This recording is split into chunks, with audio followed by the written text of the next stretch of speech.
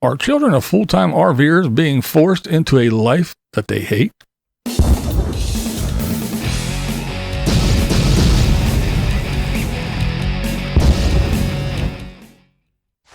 What's up, blind viewers? How is everybody doing today? Now, I have been a bit intrigued with full-time nomads with children. I often wonder how the kids really feel. Do they enjoy the constant travel? Do they crave social interaction with people their own age? Do they want to be homeschooled, or do they want the camaraderie and social skills they would obtain by attending school? Do they like being crammed in a RV with no privacy? Don't kids, and certainly teens, want their own space? I wonder about their health, mental and physical. Do they go to doctor visits regularly? Do they see a dentist and an eye doctor? Are they disgusted by the desert-dwelling older people that they are forced to interact and engage with? Now, what if your parents are not just nomads, but YouTube nomads? Smile for the camera, act happy, don't show how miserable you are living in a tin can on wheels. From my childhood and from being a parent, I have many questions. I came across this very, very interesting post. It sheds a lot of light on the subject at hand. I'm a teen in a full-time RV living vlogging family, and I can't fucking stand it. I'm going to leave out any identifying information as I am a minor, so bear with me. I hate it. I hate it so much. I hate being homeschooled. I hate not being able to maintain a social life. I have online friends, but it's not exchangeable for a true social life. I hate having so little privacy. I hate having to pretend to be happy with this. I hate living in a sanctuary, not a home. We travel full time. I know, it sounds like a dream. I thought so too, but it is a fucking nightmare. It's hard to enjoy anything with the camera over your shoulder at times. Numerous times we've stopped at places just for my mom to get out and take her little videos and family photos, and then right back in and we go. On the road to the next stop. 90% of our time is spent in the actual RV, which is living hell in its own right. I just want a private, normal life. But no. They had to ruin it with their crunchy way of parenting, lugging us around, I have siblings, everywhere they please. I don't think my parents care about my happiness. As long as I look the part and smile for the camera, they couldn't give less of a fuck how I feel. They guilt trip. Say if I don't help with my siblings or help with the videos that Will broke, and I probably think it says that will be broke, and it'll be my fault. It's all fake, by the way. Not what I mean when I said I wanted to take up acting. I'm frustrated all the time. I'm tired all the time. I'm bored all the time. Please stop supporting these channels. Stop buying into it. It's ruined my life, and I can't say anything about it. The comments make me fucking sick. I know it's inspiring a lot of families to consider the same. The more this blows up, the more lives get crushed like mine. I cannot plead with you enough. Update. Thank you so much for the support. I didn't expect this to get so much attention, so I'm considering deleting it. I want to remain completely anonymous, and I just wanted to vent. I really don't want to endanger my family or siblings with this. Now, I'm not going to make assumptions and try to figure out who this is. That is not the point of this, because there's far too many RVers full-time and with families. There's more than you know, and I'm not even going to try to assume or figure it out or do any of that bullshit. That's not what I'm here for. It's just, I found this very, very interesting, as this is a topic that I often wonder about. Now, I'm not trying to imply that all nomad children feel this way. I'm sure there are different levels of living, right? Just like in a normal situation in a neighborhood. I'm sure one kid in a huge Class A with well-to-do parents has a different view than two or more in a travel trailer or a Class C. I look at this whole thing as kind of like religion. You attend church. What religion are you?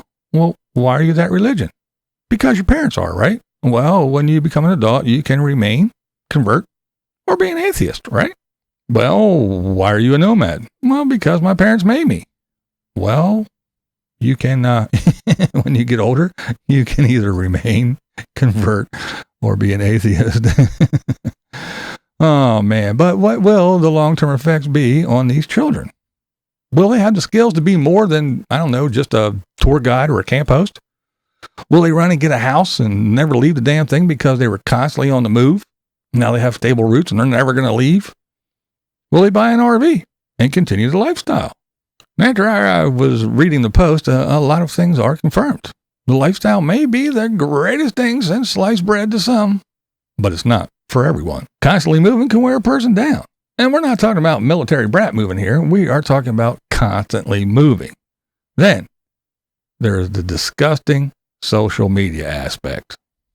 Look, most of us know that the rainbows and sunshine bullshit is just that. Bullshit.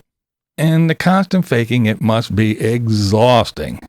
The selling of the waking up in a new amazing spot every day, the constant adventure, and the support of an outstanding community. Yeah, it's all a bit truth stretching, isn't it? I guess if waking up in a Walmart parking lot is exciting, looking at 20 apps to find a place to camp and plotting a course is adventurous, and sleeping in a mechanic's parking lot begging for money on YouTube while your house gets fixed is community support, well, then I guess you got her made. Now, I'm not saying there's no wonderful trips with great views. I'm not saying every day is a struggle, but it isn't carefree bliss either. Now, add in the fact that you have to sell this illusion to the viewer. Stop at a roadside attraction or a scenic spot just to get out, snap a few photos for Insta, and get some footage for a YouTube video.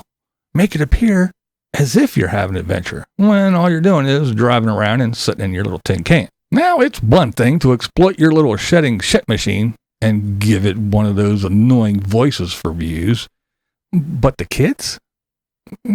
Make sure the kid smiles and doesn't look like it hates being stuck in a sardine can on wheels with no escape. We need views. Views equals money, and we need that money to keep this shit show rolling. That's a lot of pressure on a kid. Remember puberty? It was a bitch living in a house with your own room and a door to slam.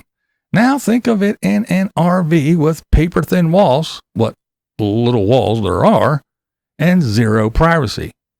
Doesn't sound like a blissful utopia to me. I far too often hear, some people don't live like this by choice. They can only afford to live in a vehicle. So if a family is in this situation, it must be even worse to try to sell the fantasy illusion. Act as if you are traveling and having the time of your life, while you can't even afford for one person to go and do anything fun, let alone a family of 3 or 4. And what were you like as a kid? Did you go out and play? Did you have toys and games? Boys, did you have your favorite sneakers and pair of jeans? What about you girls? Did you have your makeup and hair stuff? Did you have lots of trendy clothes that you talked with your girlfriends about? Did you have that boy you had your eye on? Well, once you pack in the food and all the shit you need to be a big-time RVer, plugs and adapters, grills, charge controllers, batteries, tools to fix your rolling fucking money pit, and all the other gizmos and gadgets, there isn't a lot of room left for clothes, computers, and hair stuff. Oh, and don't try to dry your hair while mom's making coffee and Junior's watching Netflix. The fucking RV might explode. Water. How do all of you shower, brush your teeth, and just stay clean with that limited water? Oh, and that boy that caught your eye? Yeah, you'll never see him again. You aren't in one spot long enough to make those kind of connections. I think of this, too. 2 parents, a kid, and a dog living in an RV. Now, to keep the dirt and the hair under control, that takes time. To keep that tin can from smelling ungodly, takes time.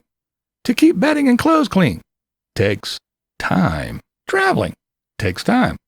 Setting up and tearing down the campsite, yep, you guessed it, takes time. Not to mention how many times you have to empty your tank with 3 or 4 people taking dumps.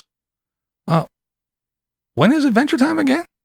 I think of even some of the rich folks with big rigs.